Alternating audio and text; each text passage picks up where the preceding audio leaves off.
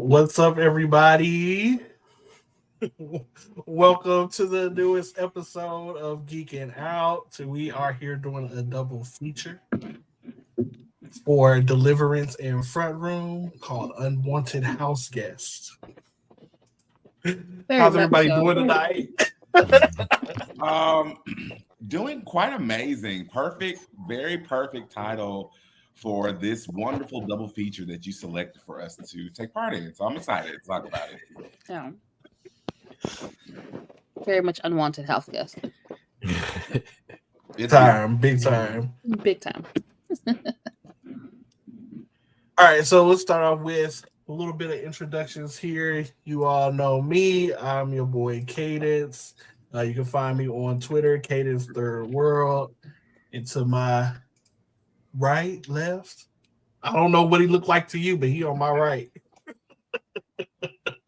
Hi, everybody. It's me, Tamon Kane. You can find me here on Geekin Out, Scream Kings, Twitter, Twitch, and Facebook, social media in general. Go ahead and send me a friend request. I'll totally confirm. And yeah, I'm excited to be here and chat about these two wonderful projects. And I'm gonna Lucio. Oh, cool.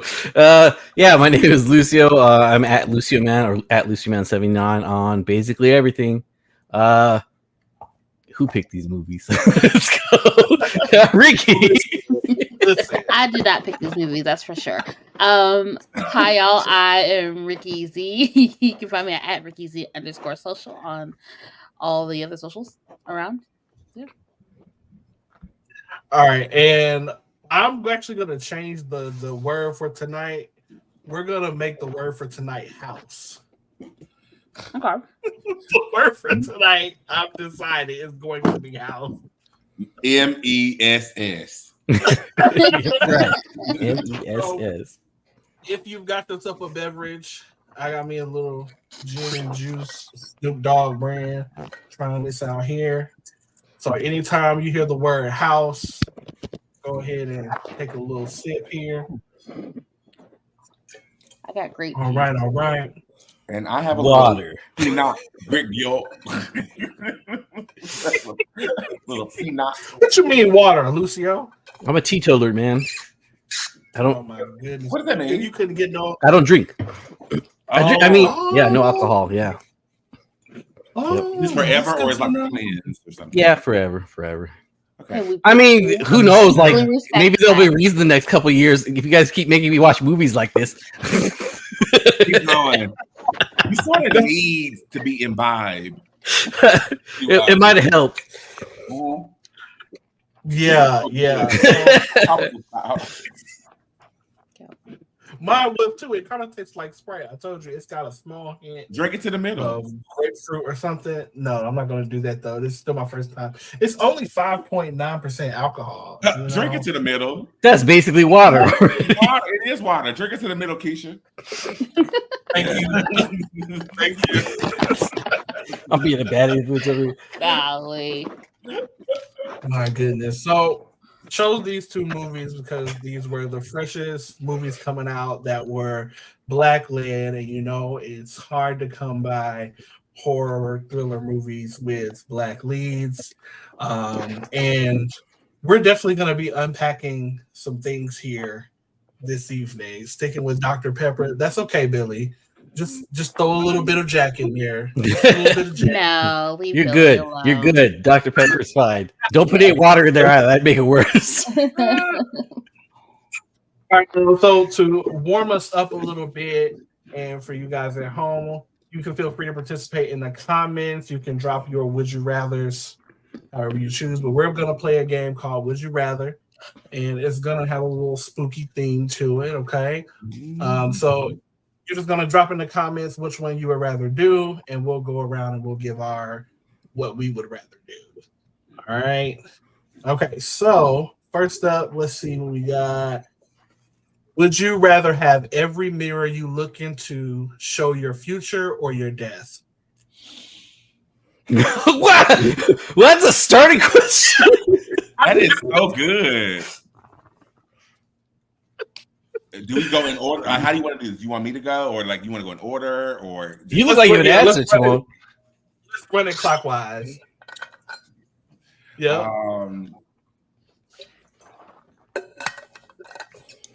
My future.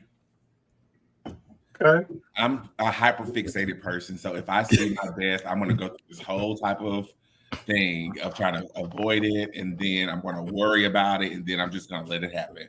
And so I'd rather just like know things in my future so I can plan around those versus my death is just gonna sit me. It's hopefully the mirror that shows my future will also show that, but I'd rather not be in a horror film. Nice. I'll go. I would like to say that I'd like to see my death. I'd like to say that I'm not worried about it until like I get ripped in half by a monster or something. Then I'd be like, all right, that's pretty terrible.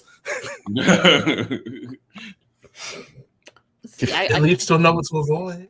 I guess. I can't decide. I think I'd rather know my death than my future. Well, my death is my future, but that's all. I don't know what else to do about that.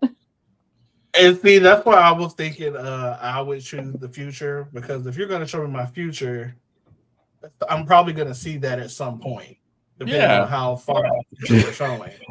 But if and then you think about the alternative, if you see your death every time and then you sit up here and you avoid that version of your death, you just about to see the other way you're supposed to die. Like, oh, that's true. I didn't Destination think about me. that. Don't follow destination. you're going to keep fighting the game. You're going to keep playing the game. I'll just not look in the mirror. I just be like, all right, I'm trying to brush my teeth. Right? Like, I'm just gonna have to imagine look a hot mess whenever I go, so I'm just gonna stop looking at mirrors. That's fine. At least I'm doing a haircut and send out some letters. Pick out all the outfits. Plan the menu for the reception. Yeah. Okay, all right. So, oh gosh. Okay.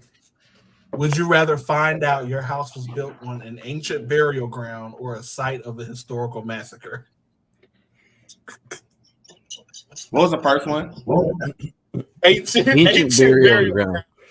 They're gonna be angry spirits regardless in this. No, if it's ancient burial ground, what if they're like really chill? Like they're like, oh yeah, this is where we put all our really happy. They're mad. Why did you build on top of us? We were literally here first. Do you know how many lakes in the state of Georgia that is basically that?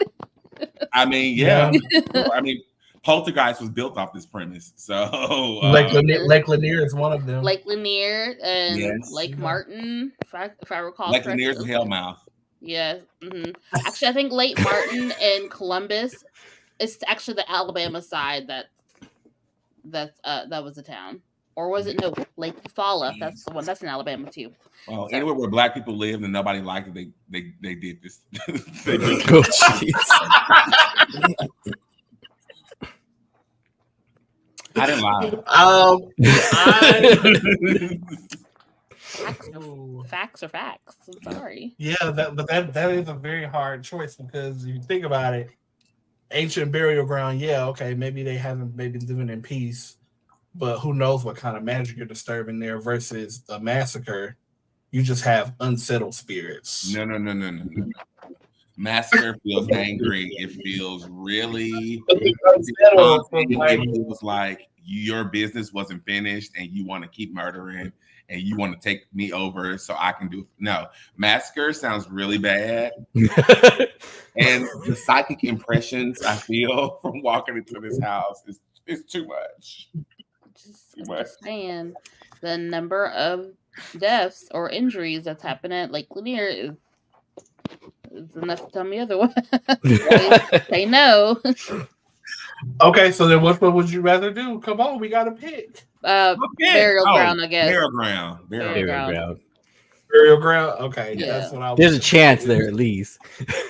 Yeah. Okay. There's a chance that it's probably native, and so like I fully support them. So Yeah, maybe it's like there's old dead people. They're like, you know what? I'm ready to go. They're like, I'll dig my own hole. I'm ready, guys. Okay. All right. This is another one. Would you rather be able to speak to the dead, but they all resent you, or be friends with a demon who secretly plans your demise? Oh, the first one. That's easy. Listen, I'm trying to help you cross over. You can be a bitch to me. Are you the anchor? Are you the anchor, Simon? Am I? Don't touch me. If as the anchor, it would be interesting to talk to passing spirits, and they're going to be feisty. But I'm the perfect person for that. Mm-hmm. Keep that dead energy to yourself. Right. Get your one last lick in and get on. Pass through. Go ahead and pass through. Keep that dead energy going. But see, what if they decide to turn up? Like, what if they decide to tear your house up? I'm gonna possess all your belongings. That wasn't in the beginning. You just said if I could talk to them. You said if I could talk, I run them up. You can mouth all you want to. As a medium, I open and close the door. Now you telling me that they can run in here and run them up? No. Because now they resent you. There's feelings attached. Oh, I'm feeling what I do. I didn't ask for this. We'll move. I feel like what I do. What did I do? What did I do? What did I do? What did I do? I didn't do anything. Could you imagine this? You need to stop this attitude. Listen, girls. Could you imagine rude? But could you imagine being friends with a demon that secretly Yes. It feels like a perfect episode of Rick and Morty. Or the Mayfair witches. Oh God. I attempted to watch that recently. Uh-huh. And I definitely slept. I tried. I really did. I tried and I slept. Welcome to the party. Watch that other show about the girl, the witch, one witch in the town. Domino Day? No. The one witch in the town and a bunch of Karens and I did watch that one. Bewitched? No, the one watch Mayfair? So I watched that one before I watched Mayfair, and that one felt like I was watching Gilmore Girls with on Lifetime. Yeah, it really was like that. It really was like a Lifetime. Where were they? They were Scottish. Somewhere we don't go. Somewhere that we're not at. Or very few of us. But no, like it felt like I was watching the Gilmore Girls version of like it was what's that book called? The play. The Crucible. It was like the Crucibles mixed with the Gilmore Girls. That's what it felt like. Actually, that's accurate. Mayfair, I was like, it just I fell asleep after a couple episodes. I have to give it another chance, but like it wasn't giving like Interview with the Vampire was. It's not. And especially when you're waiting 2 years for it. Oh. It's low key toilet water, but that's a story for another day. Oh, wow. We'll get to this. By the way, Mayfair Witches, we're not done with you. Later on this week, we'll be circling back to you. By the way, I'll have to rewatch it. Just finish it so we can drag it through the mud. Okay, I can do that. Okay, I got two more for us. Would you rather always feel like you're being followed, or always see shadows darting in your peripheral vision? With ADHD, I feel like my brain's already like that. Same. The shadows part, yeah, that feels normal. I see shadows often. But you're seeing them just dart, like you're seeing fast shadows moving out of your peripheral vision. That's the time. ADHD. What are you talking about? Something always getting my attention. What do you mean? I have damage to a cornea, so I just always see that too.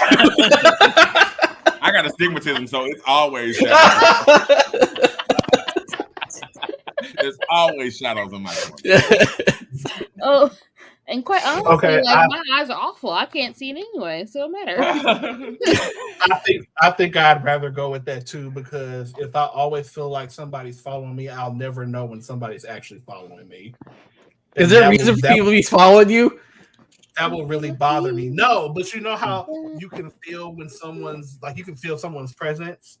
I would hate to become numb to that. And so now my alertness is just thrown. Yeah, true. Because I can feel when someone's staring at me. I can feel if someone's around. Mm-hmm. So like, yeah. So if I can't feel you following me, now I have a problem because I'm doomed. Okay, last one. Okay.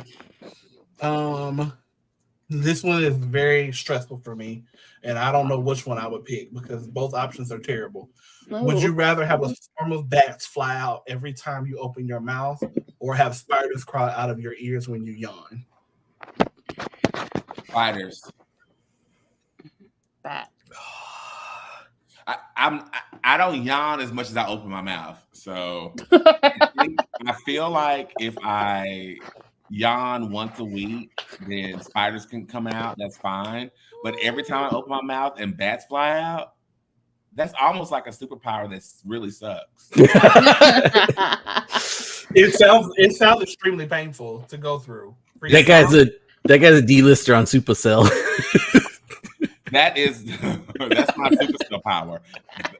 And guess what my code name is? Goodbye. Batman. Oh yeah, I'm going straight for the OG. Call me Batman. Call me Batman. Come at me, DC. Oh God.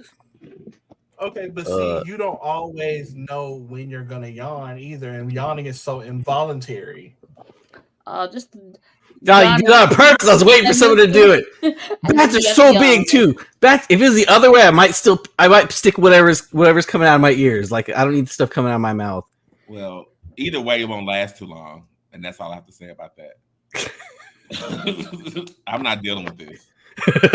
It's a spell immediately. I'm about to, and I can't do a spell of bats flying out of my mouth. Every time you open your mouth. Do they have? This is a real question. It's a pivot, but it's a real question. Are witches? Can they be mute?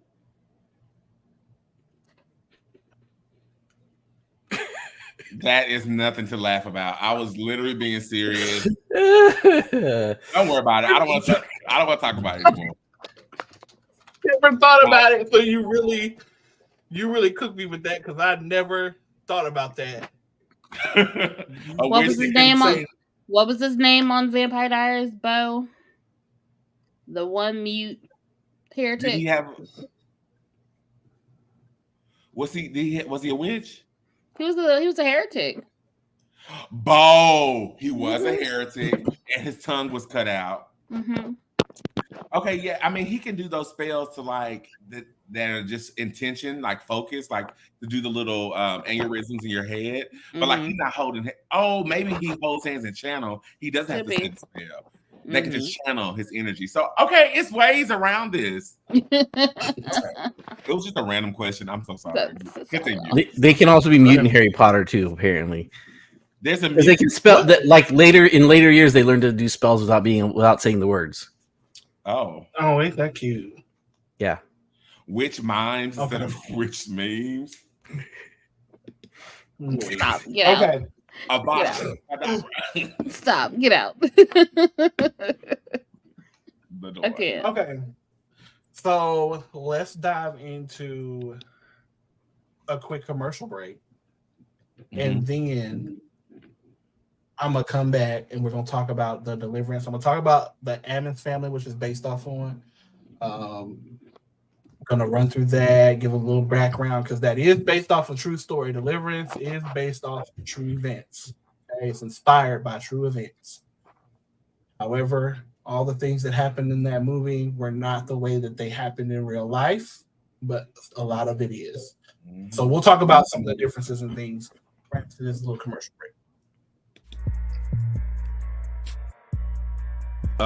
In season 3, if it is found out that one of the liars is the new big bad, who should it be? That she's involved with like the killing? She is the killer. Oh, does Karen count? No, it's the 5, the original 5. She's an honorary liar though, so is Jen, but I didn't put her in it. She is not a You know what? I'm gonna go with Imogen. Because I don't know what these pills Thank you. That she is doing to her psyche. Mm. And she could easily be almost kind of like a malignant and doing that stuff.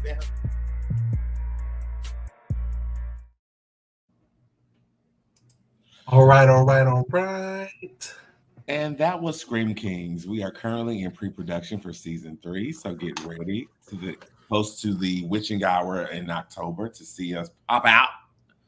And, yay! And if you haven't watched it yet, but go ahead and watch Pretty Little Liars Summer School, and then watch Pretty Little Liars or Pretty Little Summer, the summer special. So all on YouTube. All right. Looking forward to that. Well, now let's talk a little bit about the hauntings of the Ammons family. So the Deliverance was inspired by the true events that occurred to Latoya Ammons and her family in Gary, Indiana, along with her 3 children and her mother, Rosa Campbell, back in 2011. So still fairly, fairly fresh. That's only what, 13 years ago? Right, 13 years ago, and stuff like this was happening. So it began when swarms of flies started appearing, and it escalated from that to like thumps coming from the basement, and then muddy footprints appearing on the carpet, and then some things of levitation and some violent behavior from the kids.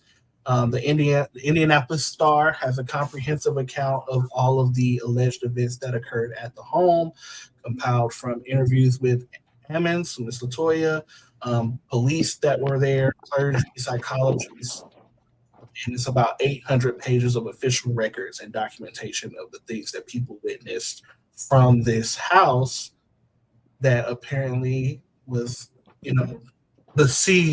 alleged to be besieged by more than 200 demons in this house.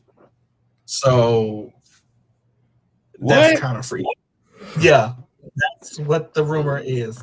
They said over 200 demons existed in that house. Sickening. So people, they actually bulldozed that house, but people, when you go to that area, they're like, you can still feel that energy of darkness in that area, which is, that's insanity. It's crazy. Gary, Indiana. Of course. Jacksons and demons. Okay. And so one of the most, I guess you say, iconic incidents from this situation was when her 9-year-old son walked backwards up a wall to the ceiling. And this was witnessed and recorded by members of the Department of Child Services in Indiana who were investigating the allegations of abuse. And so this was witnessed by people. And he was holding on to his grandma's hand the entire time, had a weird grin on his face, began to walk backwards, walked up the wall, and then flipped over and landed on his feet with his grandmother and sat down in the chair. Olympics.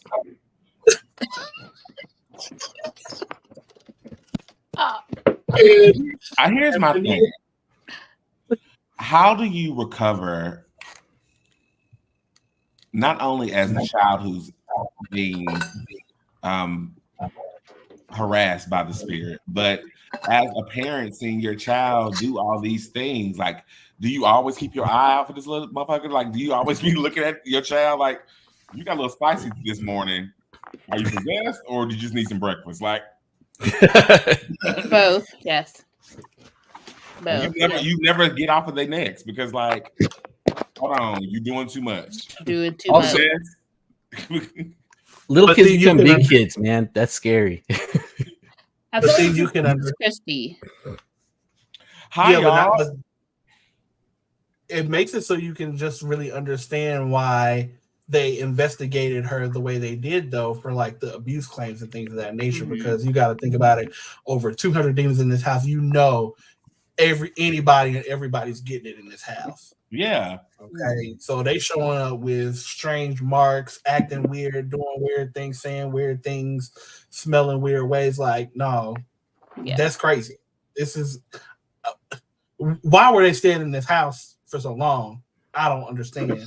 Think about their economic situation. They don't have the means to just pack up and go somewhere else, right? So they are in this situation. Baby, I don't care where I gotta be. I can tell you I won't be in this house. People floating. I'm hearing weird noises. I get that. I agree with that. But think about you hundreds of flies. Yeah, for sure. Creepy figures moving around and disappearing, reappearing. Voices talking to me. I'm out of here. On Scream Kings, we did an episode in season 1 called "Fuck Them Kids," and this is a great example of having to come to a decision whether you're going to, stick it out and take care of your kids and try to go through the exorcism, or you're just gonna, you know what, you can keep this house, you can keep them kids. I'm gonna go change my name and move somewhere else. Yeah. So some of the religious people that tended to this issue, she consulted a local clairvoyant, and that lady told her to build shrines and anoint her children's foreheads with olive oil crosses. And then a Catholic priest performed a series of minor exorcisms. And then, let me see, they requested permission to perform a more powerful church-sanctioned exorcism, and the request was granted. And even by the church, the Catholic Church granted it. Mm-hmm. Oh, it must have been real bad. Real bad. Yeah. So even the police captain said like he was skeptical at first, but he later conceded like he was a believer after being around that, and he refused to be present in the house after dark, which was a good idea. But of course, they did take her kids from her. They returned the kids to her in 2012, and they closed the case November 2012, and they closed the case February 2013. The family, of course, has moved away and have not reported any further disturbance. Heck out of Dodge. Correct. Where are they? Nothing followed them. I didn't look up where they are now. No one needs to know. No, I think they're in Philly, according to the movie. They're somewhere in Pennsylvania or Detroit. Never mind. I want to add somebody on Facebook. Why would you go to Pennsylvania? That isn't that the place that has that town that has that Silent Hill's based on. It has the one that has the fire, the coal fire that's been smoldering in it for like 20 or 30 years. You know what? Just come to the South. There's no trauma here. No. Let's go drive down to Rosewood. Oh Lord. Yeah. Okay. Sorry. So with that being said, we got that is what inspired Lee Daniels' Deliverance, which premiered on Netflix. That is what inspired this movie to be put into creation. And so essentially just a brief synopsis of the movie overall. They move into this house and things start to occur. The character in the movie, Andra Day's character, she ends up dealing with some previous issues with abusing her children and her alcoholism or whatnot, which is kind of what gets established in the beginning of the movie. It's in a weird way. But that dealing with that, and then these things start happening, it kind of drums up drama in her life, and then it leads to a real situation where they find out, no, people are really being possessed, and your house is, everybody who lives in your house is in danger. And that's essentially what happens in this movie. That's that a good synopsis for everyone? Yeah, Does yeah. everyone? No, I still don't know what happened. No, I'm just kidding. Like, I'm just thinking. So when it comes to just movies that are familiar to this, is there any movies that you all want to either compare it to in a good way or a bad way? I would like to compare it to The Exorcist Believer that came out this year. Also a horrible movie. Well, I won't say also. It was a disappointment. Um, I will say this. In Exorcist Believer, it was about a Black family, which is new. And I wanted to see how a Black family handles exorcisms because in the Baptist or whatever you are, outside of the Catholic, there are no exorcism rites. So I wanted to see how a traditional Black church handles a possessed child. And the Exorcist didn't deliver that completely how I wanted. And so this movie gives me exactly what I requested. Whether it was All right, yeah. Whether it was executed in a great way is to be determined. But to your question, I will compare it to The Exorcist Believer because of the Black protagonist and the mixing of religions to solve this possession. And yeah, that's it. Oh, yeah.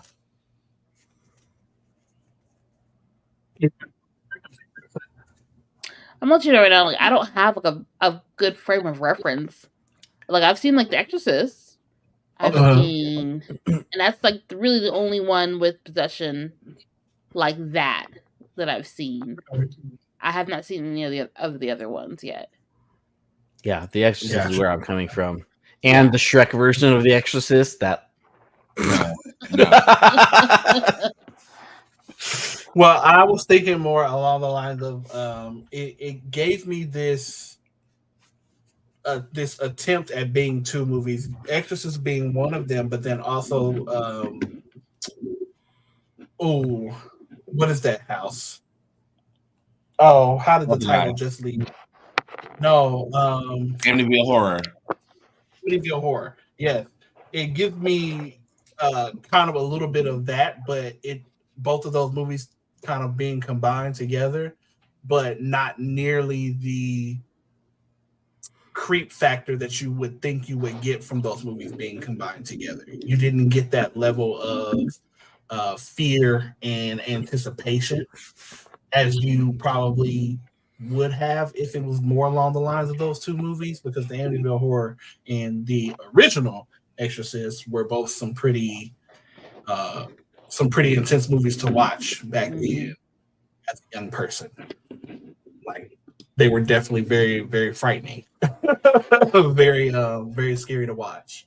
But this did not feel as scary for me. Here's my thing. When people say that The Exorcist is the scariest movie of all time, that was the 70s. So I mean, like, yeah, it was scary back then because that shit has never happened before. But we've seen a lot of things in movies, in real life since then that are not as terrifying. My go-to to feel scared in a situation is to put myself in that moment. If I don't do that in horror movies, I don't feel scared. I don't feel anything for the most case.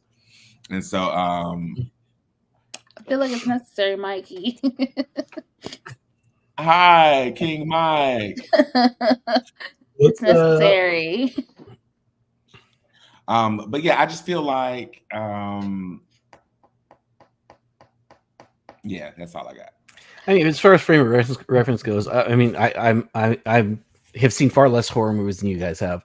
And it is interesting to think, like, oh, Dracula, like the Bela Lugosi, Dracula was scary at one point, and I was scared of The Exorcist when I was like 17, I guess, but that was a million years ago, and like I've seen other things that since then that are, like, for sure scarier. Yeah, I really wish that it would have dialed up the action a little bit more behind everything. It does kind of seem like they kind of rushed a lot of the action around towards the end of the movie for sure. Because it's like you go through these small things that occur, and then all of a sudden now we run into 100. Yeah. For me, this movie seemed like it was like right at the threshold. I was like, I'm okay right now. I can do this. This is okay. It didn't like break the threshold. It was like, I need to stop and not do this anymore. there's like I played Silent Hill a million years ago, and like there was times I was like, okay, I need to not do this now because this is really upsetting me, and this movie never got to that point. Yeah, I can say that for sure. And I know they're completely like two different writers and directors, but it was giving like it was tiptoeing around the edge of Tyler Perry for me. They're in the same wheelhouse. It was tiptoeing. It was just tiptoe, just a slight nudge. That was actually one of my actual. We're not there yet. Never mind. I do have more to say about the comparison, though. I think about the format of possession films. Mm-hmm. It's like intro of the family, the hauntings, the skeptic, the disbelief from the people that is happening, and then you go right into the total hell breaks loose, and then it's resolved. And I think as it relates to checking those boxes for a possession movie, they did a good job at that. I feel like that's small. Oh, go ahead. Sorry, I was going back to the whole like it was kind of two movies. Like I think because they spent so much time on the defects situation of it all, it felt like, and like there was only like little snippets of like the actual hauntings up until like that big chunk towards the end. I can see if there had been more of those more like bigger versions of the hauntings throughout the movie, it probably would have felt a little different. I agree with that. I wish it would have crept up more because I go to the Conjuring, which is the great home invasion. I said the word home, by the way. So it's not house, but sure, we can go for it. Yeah, it's a variant. I spilled my grape juice, y'all. Bear with me. So let me pour me another one. This is supposed to go with dinner, but whatever. What that before dinner, like the aperitif. That's what that is. You just it's course one of your dinner. A before dinner cocktail. You have to have that. Let's prepare your palate.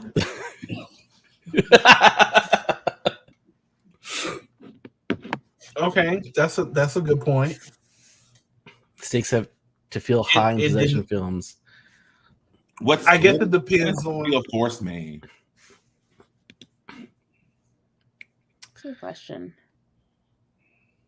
I was thinking as far as the stakes, I think it depends on where you place the value in the stakes. Because for her, the value of the stakes was them kids. Yeah. And possibly losing them.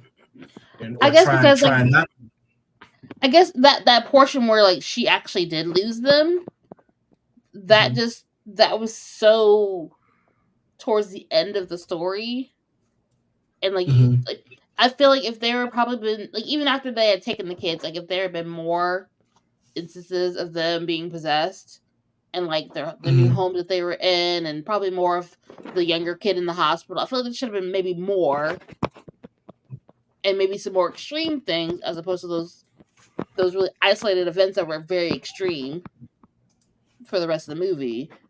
I just think there's some things should have been spread out a little bit more as opposed to the defects part of the story. Yeah, I hear that. I just feel like, to echo that, I feel like each of the kids should have had their own type of harassment that they were experiencing. And I guess in a way they were doing that. But a lot of it was behind the scenes because the only thing you really hear is like the bruises and stuff, and like how the kids don't know what any of these bruises are. And the only kid that you really see like stuff happening with is the youngest one. Yeah, that's true. Yeah, they are very vague with the incidents that occur with the older children. I definitely will agree with that. Outside of the main child, they were very vague with, they're getting hurt too. They're finding bruises and they're going to school and they're doing weird stuff and just standing there bleeding on stage, not caring. Like, yeah, this is what's happening. As But opposed to the youngest one that you actually see like banging his head against the wall. Yeah, Andre is the kid's name. That I thought the actor was really good too, though. That little kid scared the bejesus out of me a couple He times. was great. Yeah, some of them faces and like them looks. I love how he did this little hair flip when he got somebody together. I think it was the grandma. He got somebody together. He looked at them. He just did a little flip and walked away. I was like, Lord, what is this child? He was really good. Mike said, and all of a sudden, I'm rebuking you in the name of Jesus. And at the end, out of nowhere, where? Yeah, we're not there yet. Don't get me talking about this ending. She found her Jesus, that's for sure. Speaking to that though, I was looking for the names of these characters. The kids Shantae, Andre, and then Caleb McLaughlin's character has no name. The character doesn't appear to have a name. It's like I told you what his name was. Older brother. Oh, the son. Oldest son. That's not a character name. Oh, this is my oldest son. That's terrible. It's not about the possession, which is why I didn't. No, it's Nate. His name is Nate. The son's name is Nate. Oh, do they actually have a name somewhere? Because I was looking everywhere for it. I couldn't find one. Nate. All right. Nate. It's not about the possession, which is why I didn't much enjoy this one. It's about the family and Ebony's redemption. Which is why I feel like it tiptoed to Tyler Perry. I wrote down a Tyler Perry story would be the stories about a single mother trying not to lose her kids. That's what this story is about. That's Tyler Perry right there. The backdrop is the reason that she may lose her kids, not because she's an alcoholic or she's abusive. She's actually being tormented and haunted by a spirit. Which concept is interesting. It's interesting, especially when you think about Black women and Black families and how it's so easy to tear them apart because of these things. And when you're really trying to tell the truth in this situation, nobody believes you. Mm-hmm. That's compelling. And it's realistic. And that aligns more with the actual story that actually occurred. So it's very odd. I know we're not necessarily at that part of the segment, real life events and whatnot, but it's very odd to stray what seems to be so far away from your inspiration, your inspired material, to try and I guess tell the narrative from a different perspective. Why would you want to go so far from the perspective instead of going in?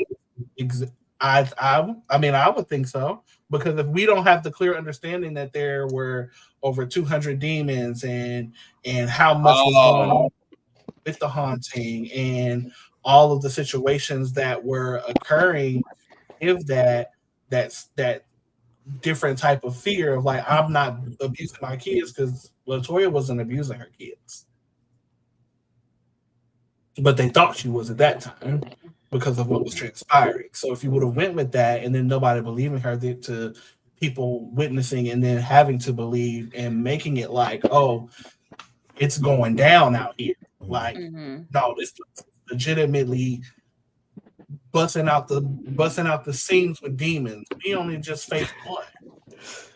I mean, as far as the storytelling goes, though, it is very interesting to Tamar mentions, like, yes, it's the mom has like a history that aligns with the things that you're seeing that are having to do with the demonic possession, and so it does throw that into doubt. It's like, okay, she has like the government breathing down her neck because she has this history of alcoholism and this other stuff that's going on in her past, and they're not able to like separate that from, the demonic possession.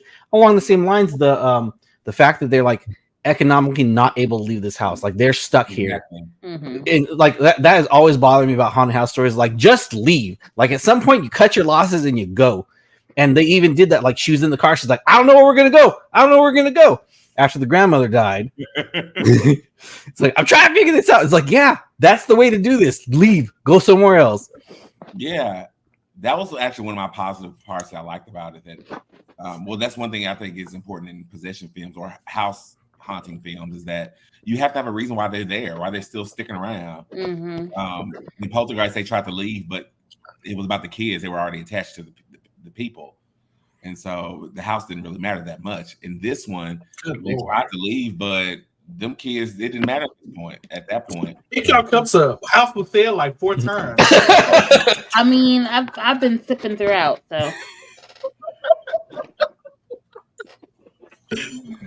Ooh, turn that cup up. Okay. All right, so let's talk about some of your favorite performances and some of your not so favorite performances of the movie.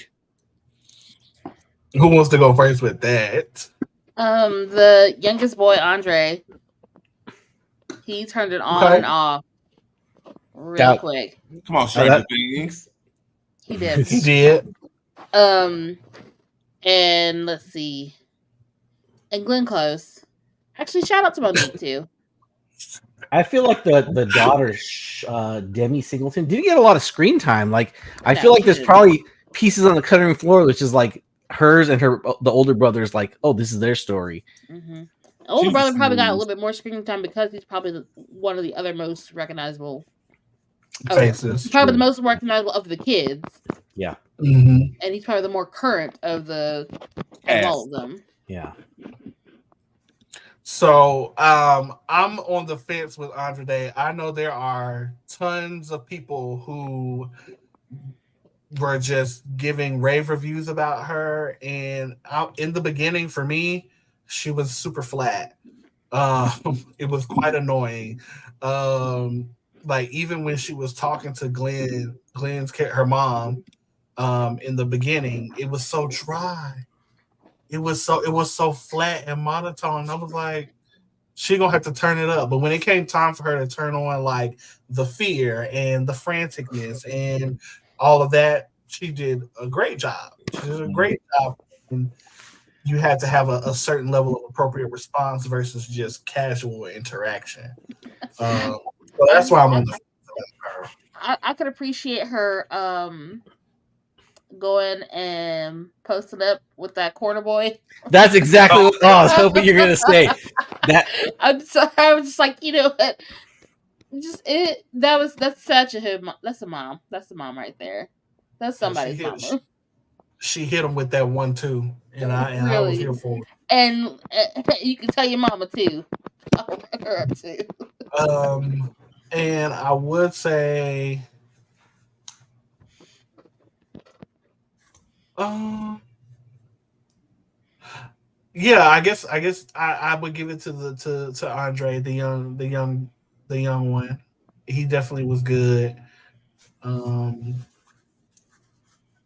And I enjoyed Monique for what she brought. It was funny. Seeing Monique was funny anytime I saw her. That was my problem. It wasn't supposed to be funny. And like I know when Monique is ad-libbing, and she ad-libbed. What did she say? Your mom's a hoe. What you say? Your mom's a hoe. Well, she was leaving the house, and she's like, "Your mama a hoe. Your mama a bitch." I was like, "Come on now, you're the social worker. I need you to actually transform and be an artist that you are." That was probably a line from one of her many straight to DVD movies. Okay. She's been waiting to say that, and so like, I watched some of the interviews and the behind the scenes for Monique, and they were talking about what was cut out, and there was a specific scene where she got attacked in the hospital by the spirit, the entity. Oh yeah. And we didn't get a chance to see that, unfortunately. And that was one of her moments. She had two moments for me. Her first moment was when she was talking to Ebony about her child. And she shared that moment and how she was so easily able to tap into several emotions in delivering that monologue. And I thought it was extremely strong. Mm-hmm.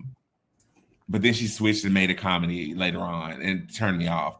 And then her reaction in the hospital room when this child was crawling up this wall, I know you can be frozen in fear, but even that moment wasn't, for her caliber, she could have pushed a lot further in that moment to deliver a more powerful scene like Audrey Day did when she saw her child transform into her dead mother. Mm-hmm. Her facial expression was like, God, what else can happen? What's going on? She was like, this is too much.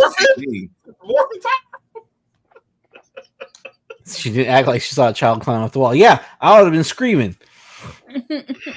You. They would have to get a mop and everything. Just pass out right there. But no, I would have definitely started screaming, and she was so calmly and collected talking to the doctor about what just happened. There's no fucking way. And I think they dropped the ball in that moment because there was a scene with the orderlies or the nurses. They were like, she was like, I'm not going back in their room. That's context around the things that are happening outside of what Monique experienced in that moment, and we didn't get to experience that. I don't know if necessarily that was Monique being flat in those moments, as opposed to like being very one-dimensional with some of her scenes, like that very like either that she's either being goofy or either she's being somebody's stern mama. Like you're not nobody's mama in this house. But like that's how she talks. And that's how she talks. Was, and that's why Audra was pushing her back so much. She was like, you need to worry about your child. And deal with what for your information, for your child's dead. I said what I said. All right. Okay. You said what you said. Let me call my son down here to slap the shit out of you because he will. Good grief. But as far as performances for me, I really enjoyed Glenn Close. And she has a very popular line that I don't know if we can we say that on YouTube? But her nose was smelling. Somebody's nappy pussy. He's like, I'm about to take this off of my Facebook, y'all. First of all, Ho, you don't know it's nappy. That's what we got to get through first. But Glenn Close, she played. First of all, that's a stereotype. Exactly, because what if I don't have that's no hair? Racism. Thank you. What if I don't have hair down there? You're wrong. Alopecia. I have alopecia. It's a very nasty landing strip. It's a nasty landing strip, and you're gonna okay. Let's get this off of my Facebook. Okay, listen. Glenn Close was able to not only be Cruella. I have so many tweets and gifs that I saved, but like she was not only able to play Cruella, but she's also to play Jenny from the Block, and I really in middle school up until high school, one of my best friends was white. Hey, Rachel. And Rachel's mother was married to a black man. And so there are certain characterizations that go into, and I hate to say this because they're all stereotypes, right? But stereotypes are based in realistic things. So she was not so much like Glenn Close, but you could definitely tell that she goes to black hair salons. She go get her nails done. I don't know if you can say black people, black jobs. She had the full thing, right? Her son wasn't named Jalen because I think that's one of the other requirements that people talk about. But now honestly, Glenn Close, there is people like that, and I met people like that in my lifetime. A lot of people are saying that I don't have a character like that in my life. She doesn't represent blackness to me or the black experience to me. Yeah, I get that, but I don't think it's not necessarily the black experience. It's just those folks in the neighborhood you probably came across at least once in your life. And I know. He said she's the fabric of our community. Okay, the fabric of community is a reach. That is told y'all a patch. I would say a patch in the fabric. She told y'all she's part of the fabric of the community. She exists. And he's never seen someone like that on the screen before. I cannot believe he said that. What about the pussy? No. Lee Daniels said that he hasn't seen someone like that on screen before. I can't think of a particular character. The fabric of our lives. Welcome to the fabric of our lives. That's not cotton. I live for fabric of our lives, and Glenn Close is definitely starring in this show. And what was her name? Alberta. Alberta. Yes, God, Alberta. Everybody has an Alberta. I feel like there's an Alberta somewhere in your life. You might not You realize met in it. Alberta. You met Alberta. I've seen Albertas. You In seen them on Atlanta, I TikTok. know I've met about Alberta. Yes. Uh-uh. I promise I have. Okay. All right. So in terms of performances that I did not particularly enjoy, like I said, in the first half of the movie was Andra Day. I was over it. I was very much over it. Andra didn't like it.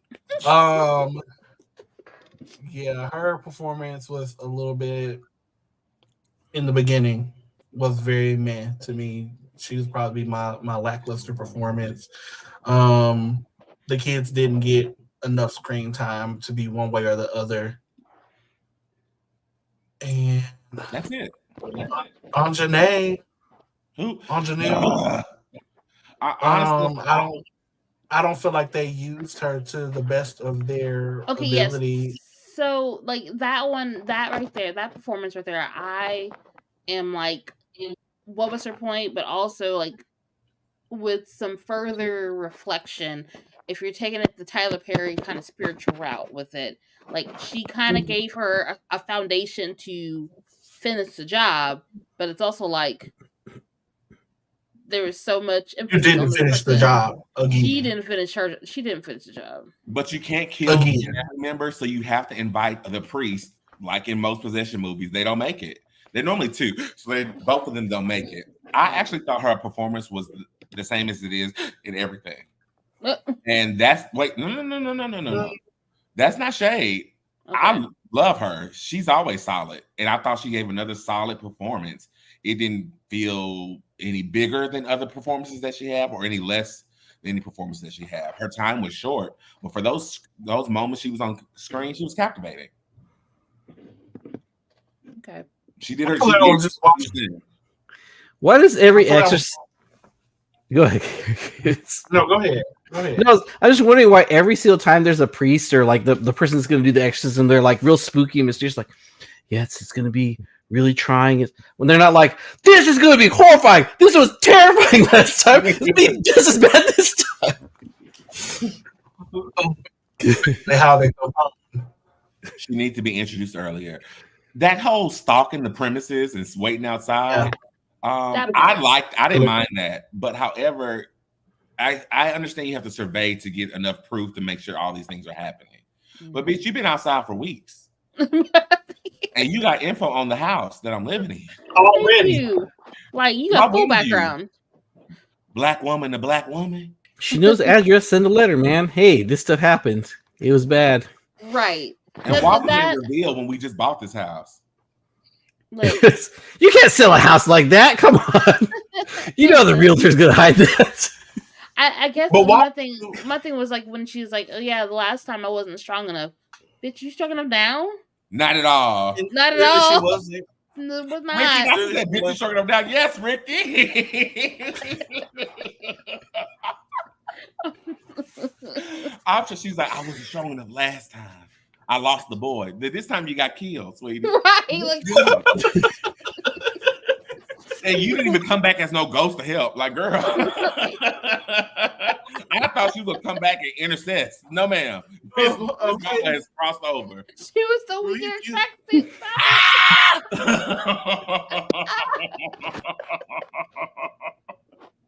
No, it was.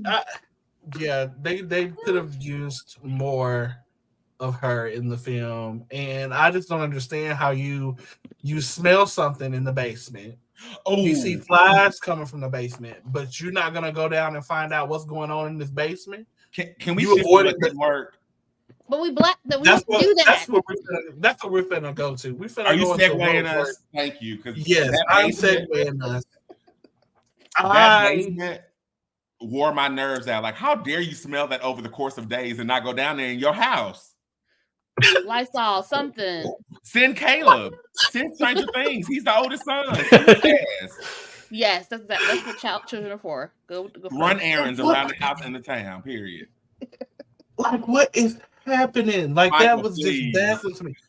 So we talk about what worked versus what didn't work, and not going in the basement at any point when you started smelling and seeing flies is ridiculous to me. You walk past it outside and inside your house because that smell was permeated through the house, and then outside you walk past the cellar doors and you scrunching up your nose at it. Like, oh God, it stinks down there. No shit, it's your house. Go figure it out. Y'all just moved in. Moved in, and it's a cat. How long has this been dead down here? If y'all just moved in, and now you didn't just now smell this, did y'all not walk the house before you bought it? I mean, after you bought it. You know how demons are. We're gonna hide out during the sale process. Demons are so crafty. We're gonna hide out throughout the sales process and allow someone to repurchase this house, and we go chill. As soon as you sign the deed, we about to stink this bitch up. We about to move some picture frames. You know what? They were gonna like chill out for the showcases, okay, and then let the realtor do its thing, and then probably teaming up with the realtor too. That would be my next call. Why did no one tell me these things happen in this house? That's probably why it's so cheap in most cases. But that's illegal. You have to disclose that information. Because this couldn't have just occurred in 2011. There has you have to disclose murders. You do. And it was a murder-suicide. Are you kidding me? If you actually go and really just look up the story and read some of or watch some of the interviews around the hauntings that occurred in this house and the things that she experienced, this house is notorious. Okay, and I don't even understand how they moved into the house in 2011 because this ain't the first time that this house has been reported for stuff. So what is going on? Why are we still moving in here? Remember the economic situation that this family is in. That's super important, why I think it's great that they showcase that. They don't have any other options. Yeah, go to a different city in the hood. Don't go live in a haunted house. When your money is put into purchasing a home, you don't have the options just to say, let me sell this right now and get up and leave. That's not how it works. It's not even, it wasn't a sell. No, rental. But before you get the house. Oh, it was a rental. Oh, yeah. They rented. Before you get the I'm house. losing. I'm not even making any equity, and I'm being haunted. That's Ricky's line. I'll take the haunted house, but I better be earning the equity. That's my hard line, Ricky, right? Okay, you can throw my kids around the whole building, but if I'm not getting no equity, none of this matters. Section 8 me. Section 8 me. Not working out. I want to be on Section 8, and I want to be on it right now. The red is cheap, baby. And I mean it. Okay. So what are some other things that worked for y'all but didn't work for you? Monique, Okay. the oldest daughter, and Monique, the daughter, and can we? Is it okay to mention stuff that happened in the end? Yeah. I guess we didn't talk about the drive. Both of these movies have awful drive away, we're happy scenes, and I hate it. Yeah. And, that I talked to your father, and we're gonna try to work things out. Bitch. What? We didn't even know something was going on. We didn't even understand what was going on with the father to begin with until y'all. He was dead. Oh, he went to war. What? What year is it? People still getting deployed? Yes.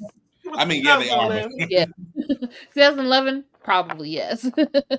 Oh, for sure in 2011. They were getting out of here real quick to go overseas, go somewhere. Right. No, that right there, that ending was kind of like, okay, I guess. Like, but there was like, you didn't get that weird ominous feeling at the end of a movie that you should get. I don't know. I would have been mad, I think, if she looked back in that mirror again and saw her kid had little black eyes again. I would have loved it. I would have hated it because I don't need a sequel to this one. Valid. Do we really need this to be?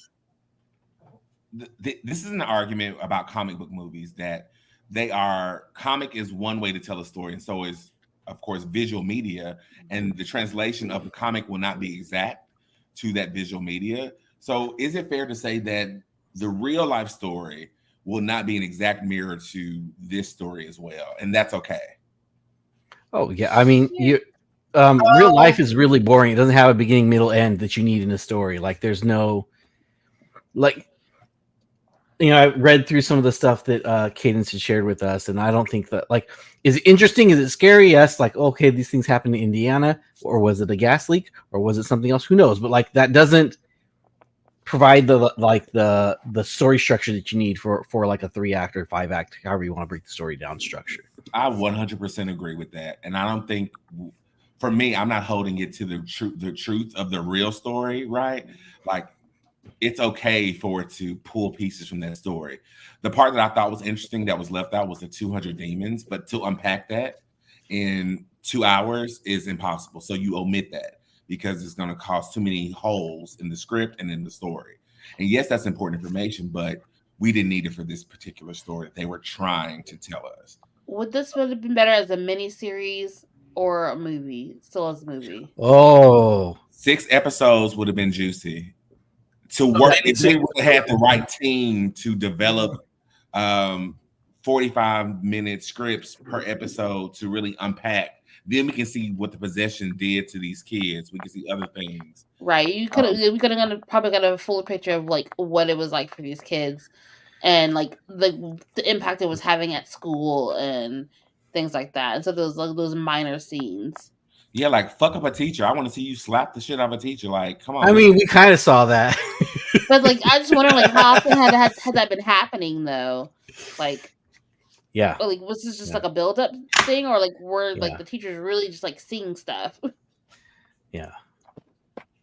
I think that a series would have played this a lot better, because then we could have got the build up to all hell breaks loose, and being able to see like some of the more varied types of signs and things they saw during the possession. We probably could have got a little bit more of that feeling of anxiety that she probably felt, and that they felt that in that home if it was written as a series, because I don't think that they were able to execute a lot of things in this movie, especially with the perspective that Lee Daniels was going with trying to tell this story. He wanted to focus on the more human aspect of the whole, oh, they think your kids, they think that, so on and so forth. Like that was his intention. And if that was your intention, fine, great, okay, you did that, but you did so at the expense of an enjoyable movie. Mike should just scrap the director and writer and give it something different. Honestly, like, if you were to give me this cast and say I have to do a possession movie, we could have some really good times with this. And even using the Ammon story as a base of a black all the things were there, a black family, possession, all these things.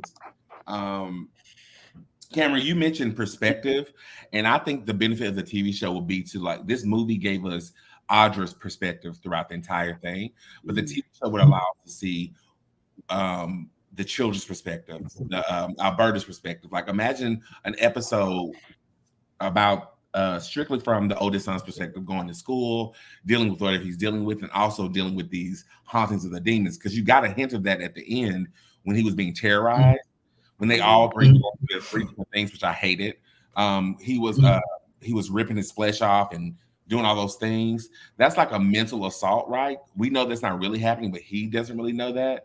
And so it feels like that kind of thing has been happening and just growing and growing and growing, his type of assault by the entity. But we never got to see that. Right. So if you saw that in the TV show, you could really enjoy those rich moments. Especially with the kids never really remembering what happened after they've taken part in it, with them not having any recollection of what occurred while they were possessed. Like, yeah, I think that could have played off very well, honestly, if it was a series. But yeah, I don't think it worked as a movie. It was an enjoyable watch for what it was, and it was refreshing to see this. I think that they handled the possession and the exorcism in the way that a lot of us who are familiar with the Black church or grew up in the Black church would expect in regards to that. So I enjoyed it. It was refreshing. It was a refreshing watch for what it was, but I don't think that using this as a film was the best vehicle to do it with, and for it to be so loosely inspired by the events, in my opinion, it definitely could have been a lot better. I wanted to add that things that didn't work for me, I cringed a lot in this movie. My biggest cringe was Mekhi Phifer and Glenn Close relationship. That's Omar Epps. Omar Epps, excuse me. Anytime they had any romantic thing going on, I was throwing up. I absolutely detested it. I hated it. And it has nothing to do with What was the reason? I don't know what it was. I think What Glenn was Close the is great. reason? I think Glenn Close is an attractive lady. I think Omar Epps is attractive. Together, I was throwing up. I just hated it. It felt wrong. And I get it. Some people like MILF. Right? You like a MILF. I get that. That's okay. That's okay. But hitting on her while she's getting her chemo. Golly. Oh my God. Keep it in your pants. Like, you're a MILF. You're going after her, but you're also a DILF. So, like, it's not even that anymore. Y'all both are like, if he would have been like really young, it would have been like fun to see her with him. But he's basically her. I guess because like I'm thinking like Omar Epps, like I've known of Omar Epps since I was a small child. So like, for me, like he ain't a spring chicken to me anymore. Exactly. So I just felt like, and then they don't match enough for it to be like we are peers that like each other. Right. So it's Mike, it's no shade against Omar. I think he's everything. Higher Learning is one of my favorite movies of my lifetime, right? It's great. However, in this movie, seeing them together, oh my God, there was one scene he grabbed her from the. I didn't need it. I did not need. He was holding her from the back. I was like, God, Omar, I literally cringed every time I saw them. I'll be a hater just like ladies in the clinic. And then Alberta want to be rude to the other ladies in the cancer shop, talking about what you looking at, bitch. The cancer shop? The cancer shop? You know, it's where you take a cancer worked on. Thank you, Lucio. Fuck you, Cameron. Thank you, Lucio. I feel fucking seen. They got her in the lips. Cancer. Oh. The cancer are you looking for today? What type of cancer? A little long. Well, listen, go under that hood, Omar Epps, if you want to, of Glenn Close. Ricky!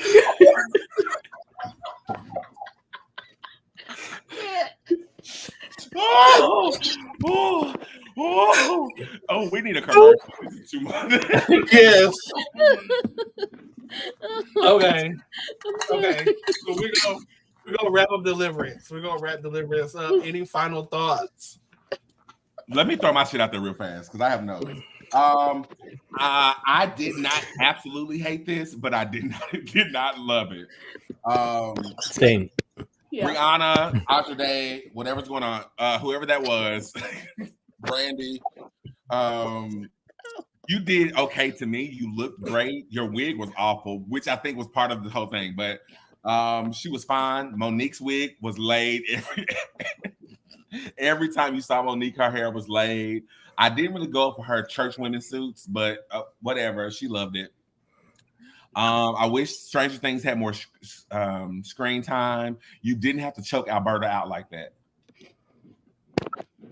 Glenn Close did not have to get choked out. I mean, she had cancer. You go. Just, okay. Yeah. And that's all I got. Anybody else final thoughts on Deliverance?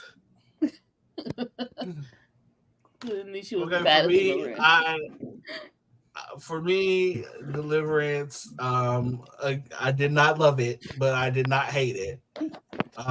It was a decent watch. I would encourage you to watch it for yourself. Yes. And see what you enjoy and what you don't like. You could come back here and let us know.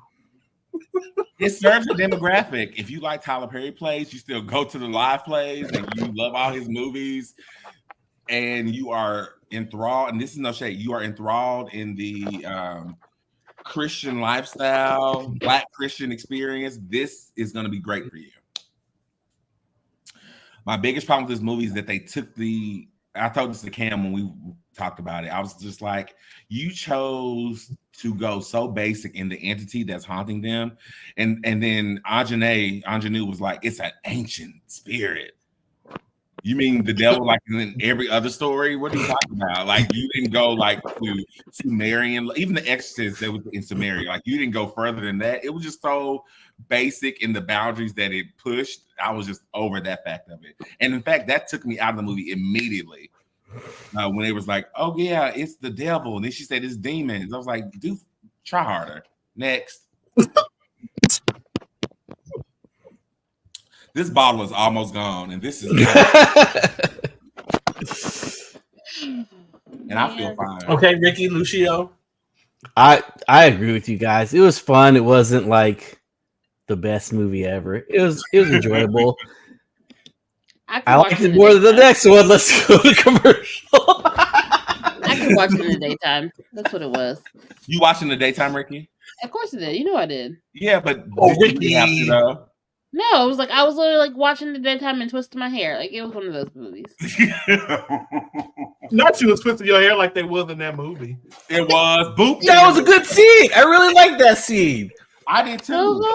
I have more to say, even though we're moving on. We got to go on. I think I have favorite scenes to talk about, but let's Cameron, do your thing. How did you miss standout performances? You missed all because they came up later. Like that scene when Alberta came in the room and the kids were crying and Audra was on the floor. She's like, "What happened?" And nobody remembered. I thought that was so good. This amnesia scale that the demon has is good. They didn't identify never mind. Just double feature. Let's do this. All right, commercial. We're ready. Yes. All right, hit the commercial. Commercial.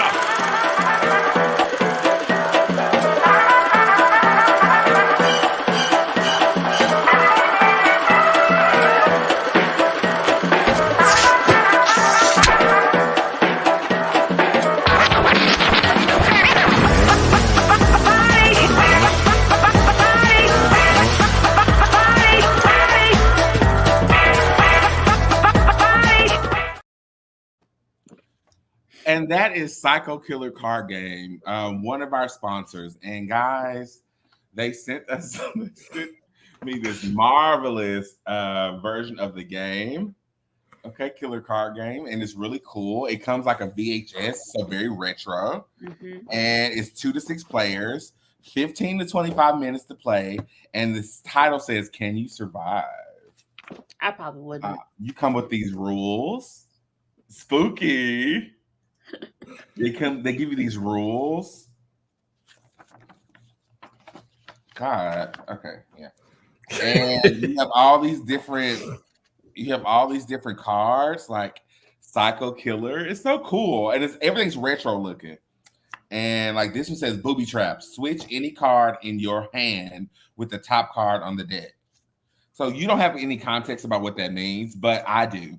And then they give me all these other additional add-ons to the game, and they all come in like, oh my god! Oh, that's really good. I like it. Y'all don't slay me for this. This is called a cassette. Okay, a cassette tape. They come in these cassette tape things, and there's more cards, different versions. I haven't opened this one yet, but this is the Bloody Mary version. Oh, a Bloody Mary Psycho Killer drinking game. We'll put that on hold for later on. I guess I should open this package. But guys, check them out. Psycho Killer on Instagram. They're super cool. It's super fun. If you like Clue, that's more modernized. If you like more emphasis on slashers, check this out. It's super dope. Please. Oh, wait. AMS out. Some more. That's a cool box. I really like that box. I do too. It's so cool. Okay, thanks. It's so vintage. I'm done. So right before we dive in the front row, give me a score for Deliverance out of 5. Oh God. Ooh, let me get my calculator out. Go ahead. My abacus. I'm gonna go ahead and throw it at 2.5. What you say, Ricky? 2.5. 0.5. Okay. 2.5.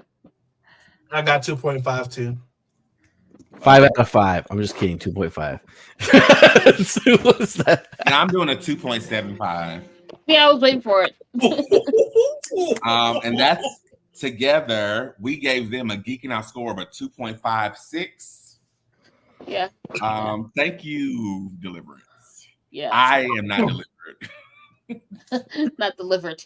I'm not delivered. Not delivered. Delivered. Okay. All right. Well, then now we're gonna move on to Front Room. So, quick synopsis about this film. You have a pregnant Brandy who's dealing with some, life things, work, pregnancy, whatever. Her and her husband bought this new house. Her husband's father dies, and so that's where this stepmother-in-law comes into the picture, and ends up living with them. And she wreaks all kind of havoc on Brandy's character. Yeah, that's the best way to synopsis this movie. Here's my synopsis of this movie. Here's my synopsis of this movie. 3 good performances in a very terrible movie.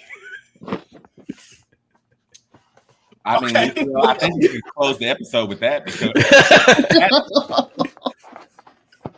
So we're gonna start off because there's something that seems to be a theme in a lot of horror movies, and typically they tend to surround babies when it comes to supernatural forces coming into this world or things of that nature. So, like Rosemary's Baby, The Omen, Immaculate. What do y'all think the deal is about the baby trope? I mean, it's innocence. It's innocence. I mean, even in the last movie, it's like they went after the youngest one, not the oldest one. Right. The innocence of the most innocent of us of these things. Small child, a baby, and being the spot of Satan. I don't know. So do you think it's just easy to it's because they're easy to corrupt, but wouldn't it be easier to corrupt an adult because they've already done something corrupted? I think so.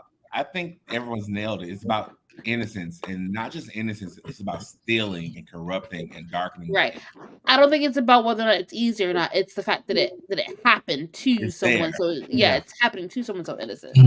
It is the most upsetting. Yeah, and the Poltergeist, they speak about how the adults versus the children, and how once you grow up, like you're special, but we're good with you. You're gone. You've already experienced this world. You've already experienced heartbreak and sex and drugs and all these things. So you're no longer pure like we need you to be, to corrupt your soul. It's almost like virgin sacrifices. Mm-hmm. You know, I guess any death and blood will work, but we want somebody that's a virgin, pure. Mm-hmm. But Cam, I do agree it's a trope that's common in horror.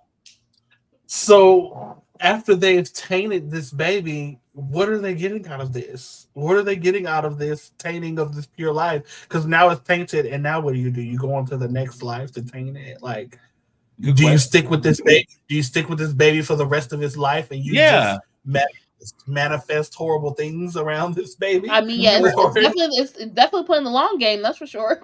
That's what it's all about. Think about The Omen, right? The Omen was for a trilogy and with 2 other traditional movies.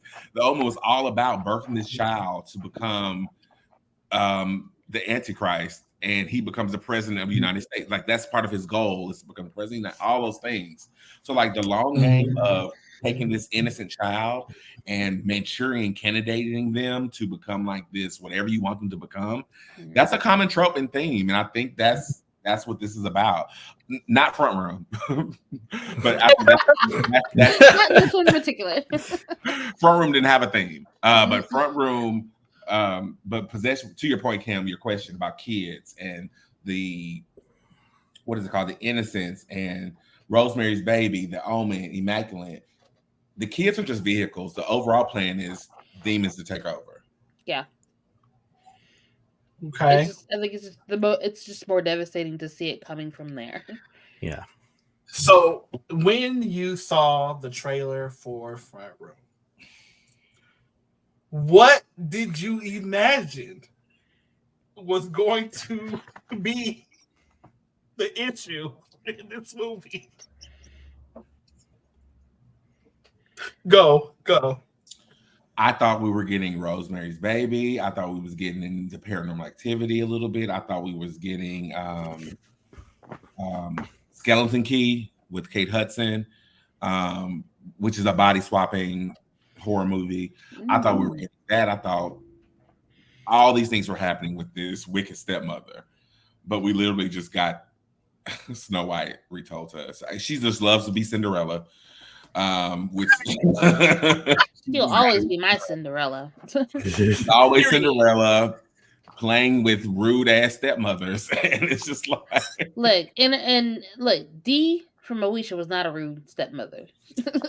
she was not. No, She was a good woman, but she did tell Rita Louise Watson to get in that house. Okay, so okay, so Ricky, what about you? What did you think this movie was gonna give based off the trailer? I was thinking some. I was thinking like some old like Southern Belle antebellum haunting, like the way that because it was giving that vibe, like those occurrences with like you have this black pregnant woman with her white husband and like this old step mother that I thought it was his grandmother, honestly. Like, so you thought it was about to give you some. You thought it was about to give you a little bit of some Get Out. Yes. Ooh. That's what I was thinking. Gotcha. Yeah, yeah. That's what I was like trying to put my finger on it. Yeah, that's much closer. I was expecting something supernatural, but something that was leaning more toward like the flavor of Get Out, I guess. Mm-hmm. Yeah, I think I definitely expected some supernatural business. Myself, it had something to do with a sacrificing of this baby or something. I thought it was going to give me something completely different than what it gave. That's for sure. Hey, everyone, go buy a ticket to this movie and then immediately return it. Sure. Do that. Actually, my first tweet about this was, "I want my money back." Ricky. Okay, so I would tell you, I was sitting in the theater. I want my AMC bonus bucks back. Thank you. When did this movie come out? Because I went and saw it this last weekend, and there's 3 other people in the theater with me. Me too. And I was like, I was in the theater by myself. It was like empty until like people showed up like right as the trailer ended. And I'm gonna tell you guys, I was watching this movie and I was like, "Well, why did they pick this?" Like 30 minutes into the movie, I was just looking at my phone, just like, "I'm so bored. When's this done?" I started looking up the runtime. I was like, "It's only 90 minutes. Thank goodness. Like, only got an hour left of this nonsense. Something needs to happen." Golly, not 30 minutes in. Yeah, nothing actually happened in the entire movie. Literally. Yeah, like we said earlier, this movie is MESS mess. So I could wait until it comes out on streaming and watch it during the daytime. No, don't even wait. Just don't even bother. I came home. I told my wife. She's like, "Oh, how's the movie?" I was like, "It was bad. It was really bad. It was 90 minutes of this old lady terrorizing someone with her bodily fluids. Like that's not even like there's nothing spooky about it." We're gonna get there. I promise. The only supernatural thing about this movie is this lady's bowels. That's all I gotta say. Okay, we're gonna get there. We're gonna get there. All right. So real quick, standout performances versus lackluster performances for the front room. I'll let y'all answer that. There's only one performance, and that was Solange. Oh, okay. Well, I thought fine with Solange and Brandy. Wait, Solange is in this movie? No, that's Tell them, Cameron. We kicking about these names. that's the stepmother-in-law's name. Oh. Her And name is Brandy's Solange, character and Brandy's name is Belinda. Belinda. Disappointed. I'm so disappointed. That would have been a highlight. I'm sorry. Belinda. I liked all three performances. So that's another Medea. Okay, cool. Yeah, I liked all. Yes. Wait, what's your performance? But no, so the Brandy's and the Catherine Hunter apparently is the mom, and then the husband wasn't bad. Like I was like, it's okay. He was just like there mostly. It was fine. No, you're not allowed to raise your hand. Yeah, go ahead. That husband can kick rocks. Can I say something? Is this a safe space? Sure. I don't like the trope, and all love matters, right? I get that. I don't like the trope of always pairing people of color with non-people of color leads. It really doesn't sit well with me. I saw Imaginary with what's our girl name? The Wanda Wise. Imaginary, and her husband was white, and she was taking care of the kids, her stepkids, and she came across as a nanny. All the while casting this person to not even be impactful to the story, because he was not impactful to the story. You could have been like and sent him on a work trip. He could have been in Afghanistan. He could have been in Afghanistan. How do I shut my fucking laptop? It was okay. So I went to Afghanistan. Okay, husband. The scenes that he was in, like, there's a few that I think were good, but for the most part, yeah, he was kind of like a device to move things forward. And the okay, so when you're writing, like, one of the things is like, oh, you can write a story about a person being bored, but that writing cannot be boring. Yes. And for me, they wrote about this grandmother being irritating, except she also was extremely irritating for a lot of the scenes she was in. Like, anytime they weren't at the dinner table was terrible. Belinda. Like she was it around this house with these two canes. Those canes drove me insane. Do you guys ever see that?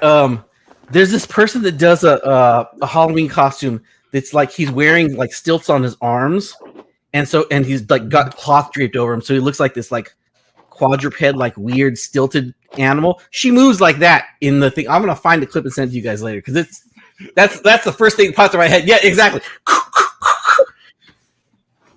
Listen, I know how difficult it can be to walk. These two tapping around the house. No, sir.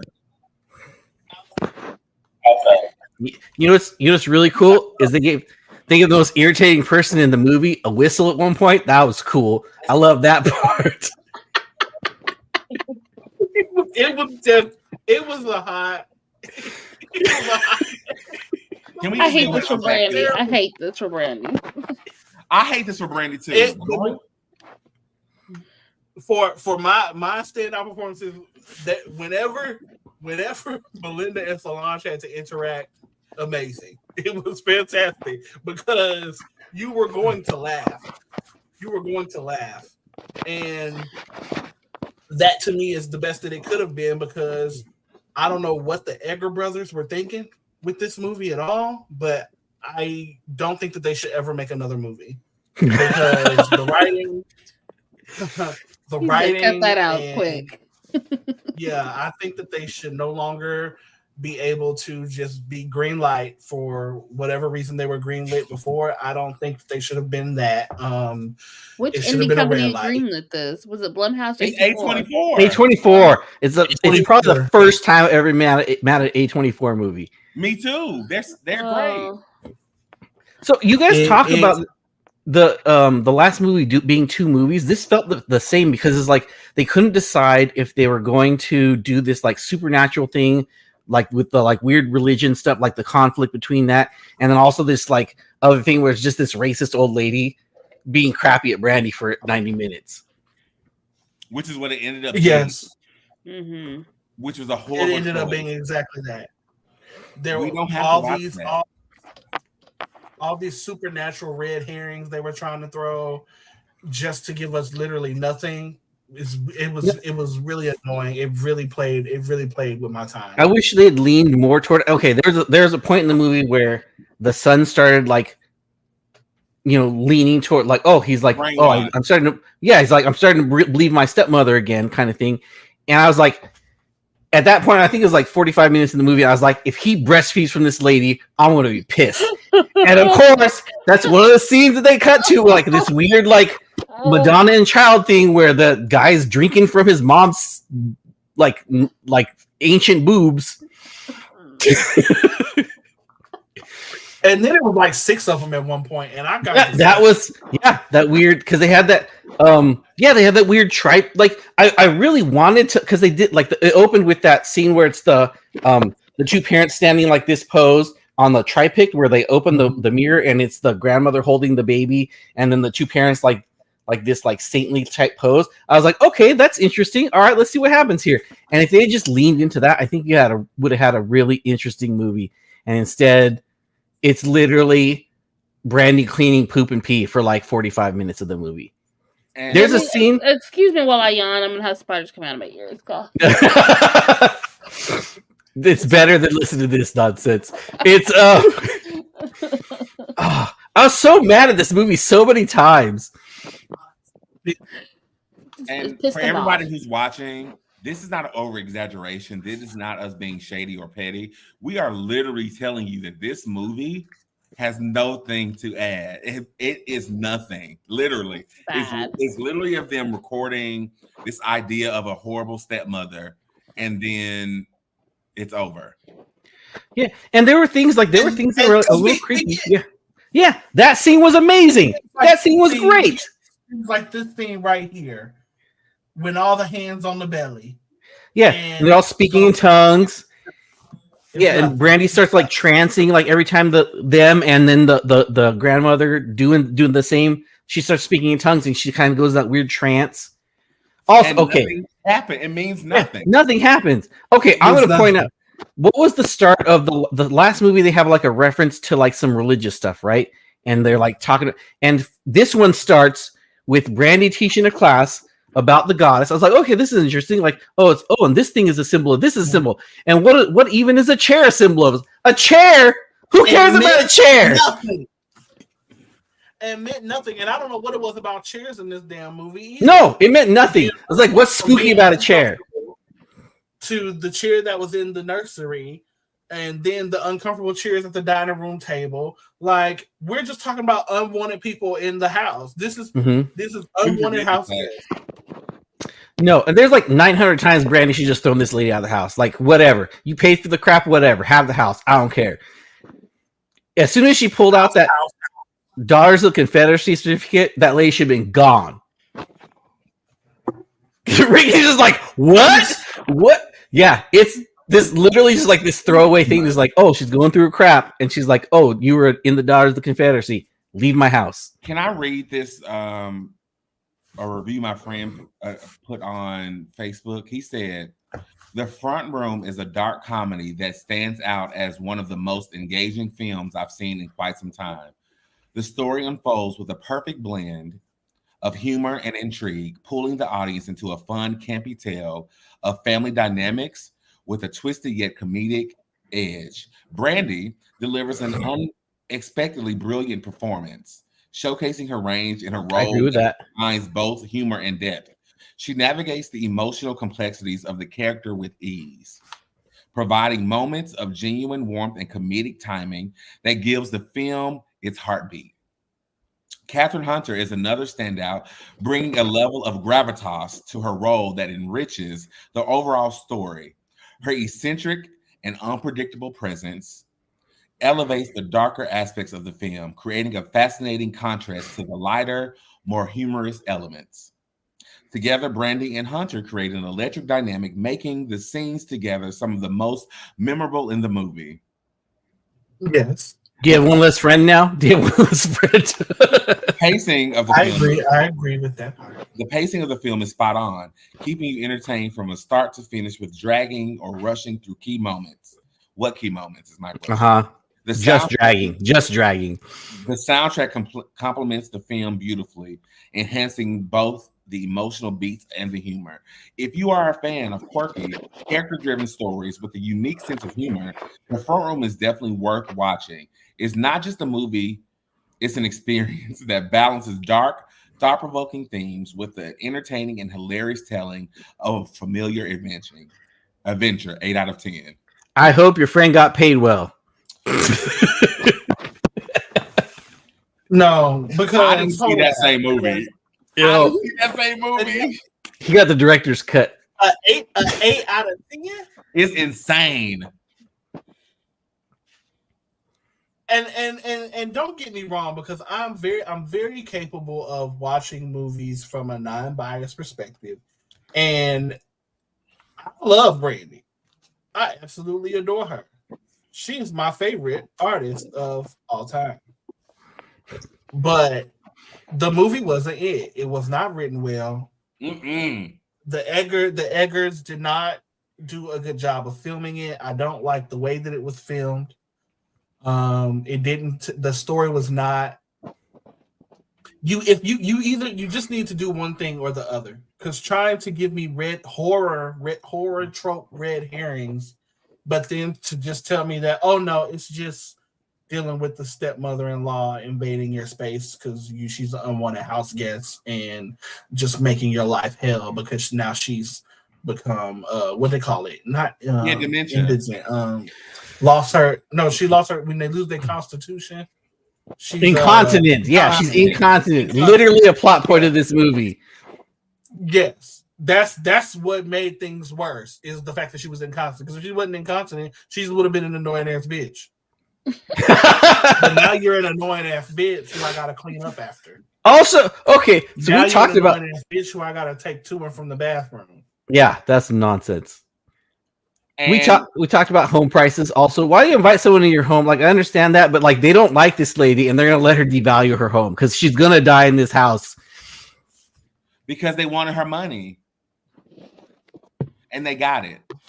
Spoiler alert. Where are we? Yeah. Just spoil it. Spoiler alert. Brandy sorts this crap. Brandy fixed the situation by smothering her in her sleep. And then the next day she drives off singing the song from the trailer, and that's it. She's happy. No so she was singing no regrets at the end. Okay. Yes. And she was pregnant again with twins or something. With twins. Oh, which means nothing, because the praying over her stomach means nothing. The speaking in tongues from the whole coven means nothing. They did nothing. You get nothing. Final thoughts. Okay, cool. Oh, final thoughts. Thank you, Ricky. Final thoughts about the front. Yeah, because that's it. Oh yeah, we're done. We're done here. I'm gonna say this again. Cam, I went to this movie to see a movie that Brandy was in, to support her, and it just so happened to be horror. So I was like, yeah, perfect, great. This should have been on Lifetime. Nope. Nope, Not even that good. Not even that good. No. It actually shouldn't have made it. The fact that I have better scripts on my laptop than this is crazy. This was real bad. Real. When I say real bad, I mean this is the worst. Literally the worst movie of the year. I hate that for her. Well, hopefully, I Know She Did Last Summer will make her. Her performance was spectacular too. That's what I'm saying. And Lucio, I'm with you. That's what I'm saying. Here's the thing. Yes, I hate it because now she's tied to this movie. However, her and Catherine were the best parts of the movie, even though they were pretty much the only parts of the movie. Yeah. Whenever they were interacting together, their interactions were entertaining. They were funny. They were tense. There were tense moments. There was banter, but that's like the best part about it is that it's funny. Like, so to the point of your friend who mentioned it like being like a campy kind of vibe. I mean, I don't know about campy, but it was funny. It was definitely funny. Just imagine Medea moving in with her son-in-law, her stepson, and she doesn't like his wife. That's exactly what you would get. Oh, Medea Halloween movie. right. Medea. Yeah. Common thread between these movies are R&B singers are leading the cast. They're both home invasions. We both deal with the innocence of children, and they both are fucking lackluster films that should have been canned from the very beginning. They're trash. Ooh. Wow. That's Strong. it. I mean it too. This was awful. I only want. I would rate. The other one. The other one a little better than you do, but I would rate this one a little bit worse. This one gets one. Hey, would your friend rate an 8? I go -8 to make it an even 0. Are we ready to rank it? Y'all rank it. Go ahead. I mean, I'll give it a 1. Okay, let me get my calculator out for this. What's the lowest I can go? What's the lowest I'm allowed to go? That's a good question. A half. It's 1 to 5, so one is the lowest. 1, okay, then 1. Okay. One, an angry 1. 1 plus 1 plus my 1 divided by 3 equals 1 plus 1 plus 1 divided by 3 equals a 2.3. That's it's a 1. Right. God. Ricky, are you gonna go watch this? It'll be like one of those things I watch at home. Yeah, that's why I was mad too. I was like, the fuck? I could have streamed this. You'll actually be lucky if it comes to streaming because or unlucky. This is why I'm pissed. The fact that me and Cam went to go see Thursday night showings of this shit. And Thursday night showings are reserved for like top tier things I've been anticipating. Honestly, because I was really tempted to go watch it like last night, like Sunday evening. Like I was gonna stay up past my bedtime. You'd been mad. You'd been so mad. I would have been so pissed. You'd been so mad. I would have been so upset. But here's the shady part. Everyone who asks me about this, who doesn't like really follow my social media, I was like, go enjoy it, go watch it. I told one of my best friends, you need to experience this movie. It's great. That's because misery loves company. And if everybody's gonna be tortured with this shit show of a film, that's what you tell. That's what you can tell me. Go see it. Yeah, go see it. I told you last night. Yeah, go girl. Go girl. 8 o'clock showing. You gotta see what it's about. You gotta see it for yourself. You're gonna love it. You gotta see it for yourself. I mean, honestly, if somebody else says it's an 8 out of 10, then maybe we are wrong. So. Maybe. No. We're not. And that's what shook me because again, I can watch something and be completely like objective about it. But that is, I went into the movie not knowing what to expect. So to disappoint me with no expectations is insane. There are pieces like objectively, there are pieces of the movie I like. I think Brandy's performance was great. I'm more mad that I spent $9 on a soda. Like that was the best part of the movie to me. I ate dinner there. Yeah, I spent $30. Though there were points where I was like, I'm glad I did not get popcorn because I would not be able to eat popcorn and watch this movie. Yeah. And there's points because like it's gross. Like I've had kids. Like you know what poop smells like. Like there are points where I was like having flashbacks. Man, it was bad. When that shit was on her ear, though, no. Brandy wore those clothes the whole day. That last day, she wore them clothes the whole day. I would have been. They would have been on fire. But here, before we wrap up, go ahead. My bad. I was gonna say it was when she threw herself on that against that coffee table for me that just took me out. Fucking bitch. Like Solange was committed to hurting herself. Do you hear me? And Like, you can't the break energy that yourself it at that takes age to- like that. I was sad she didn't die. It would end that much faster. Why can't I die? He's afraid it sounds like this. Why can't I die? Oh, she was screaming that late at night before Brandy killed her. She was. was. She No. was. But can we She also was. cover the fact that husband ain't shit? Because like you're not gonna leave me here with your mama, your stepmom, Right. Oh, that's bull crap. and I'm cleaning up her shit. I can't hire. You better I can't hire a hire no nurse. I know Exactly. If she has enough money for us to want to keep her, she has enough money for us to hire a nurse. Mhm. For a nurse.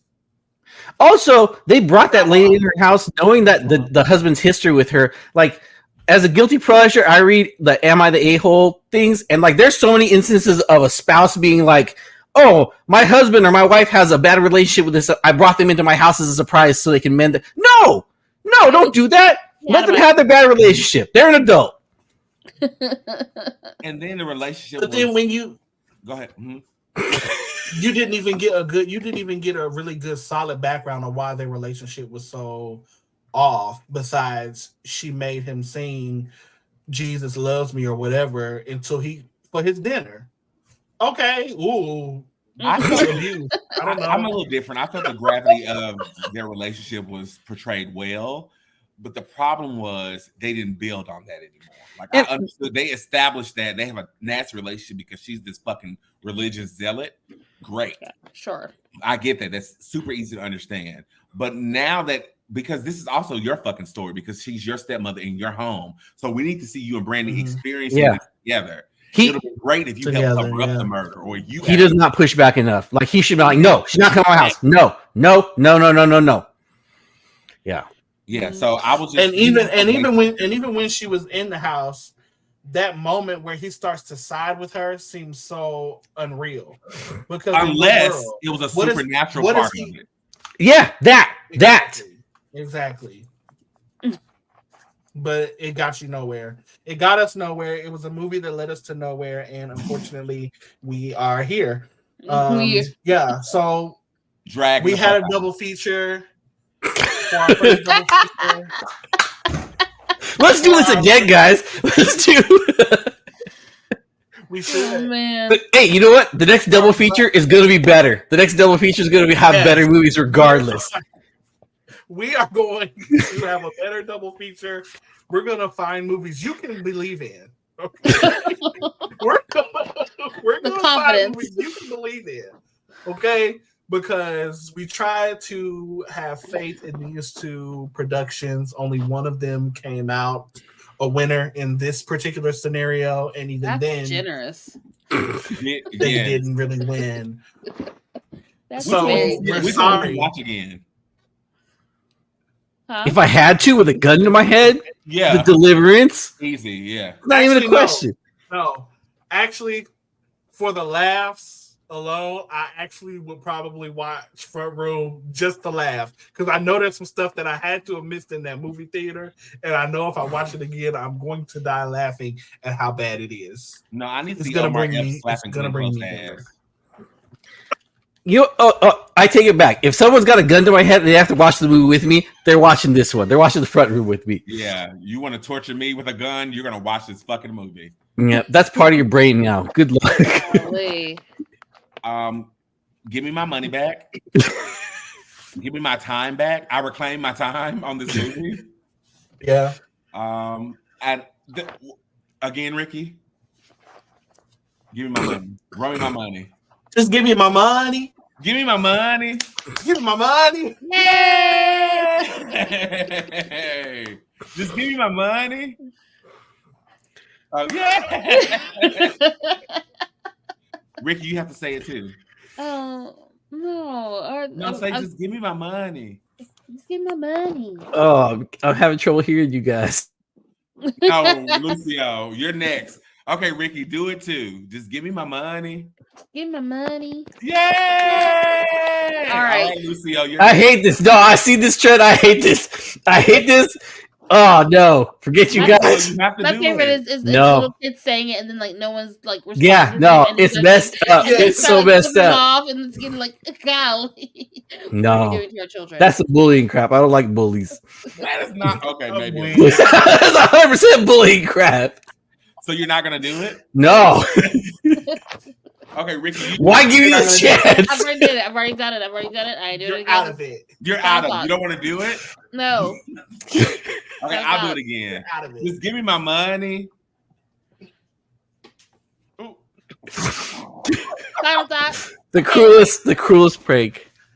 So, all right, y'all. Thank y'all for joining us on this fine evening here. We have had a great time discussing the letdown that is double feature for Front Room and Deliverance. So next show we are doing a Beetlejuice. So we're going to be taking a dive into that. We're going to come back and give you some of our opinions, our feedback on the movie, sequel versus original, things like that. So if you want to be here to discuss it with us, be here next Monday, same time, same place. Like, share, subscribe to our page below, right there. Hit the button, do the things, make it happen so you won't miss a show or another update. You can also follow our Facebook page. Look for same name, Geeking Out. And then for me, you can find me on Twitter, Cadence Third World. Come on. Oh, I didn't know you had other places. Sorry. I was super ready to come in, right? I just didn't know if you were gonna go with like Facebook and other. Okay, can you run your last one again? Oh, no, I'm just Twitter. You can find me at Cadence Third World. And I'm Tamar Kane, and you can find me on Facebook, Twitter, Twitch, streaming Dead by Daylight and The First Descendants. You can find me here on Geeking Out, and you can find me on the Scream Kings. And coming up soon, you can find me on From Season 3 Review. Thank you. Oh, that's that's me at Lucy Manor at Lucy Man 79 on a bunch of stuff. That's it. Ricky. And you can find me at RickyZ_social. Also, yes, like Cam said, make sure you follow us on Facebook, Instagram, and follow Whoa Nelly Media on X, Twitter, Twix, under Media Whoa. And yes, all those things. And also find us on Twitch. Not Twix this time, but Twitch. Follow us on Twitch too. All right, that's it. All right. See y'all next week. Infinitely better than movies. This has been great, guys. Yeah. Go see the Front Room. Geeked out. No. Geeks out. Geeks out.